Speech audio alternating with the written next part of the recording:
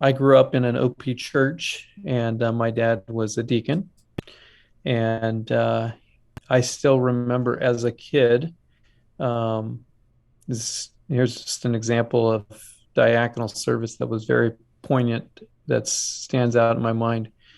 We were headed, I grew up in Southern California. We were headed up a mountain road uh, early in the morning on a little trip. And we came by there was a car by the side of the road, and me and my siblings, we were all piled in the back of the pickup truck. And so we were, back in the day, you could do that with in the shell. We had a shell in the back, and there was no communication between the cab and the shell. But I just remember my dad pulling over because there was this car by the side of the road, and seeing him get out of the car, go, and it's very cold outside, and and knocking on the window.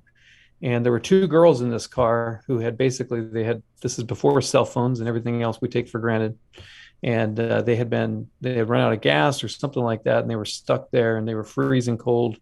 And next thing we know, he was popping the door open and bringing them in.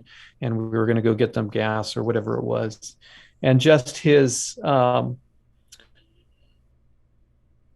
compassion and mercy towards the stranger, and just serving them, and that how that really impacted me as a boy, and just seeing, very similar to the uh, Good Samaritan, right, ministering to somebody literally on the side of the road needing help. And so, and that diaconal spirit was definitely a part of my father. And he, by his example, he taught that to his kids.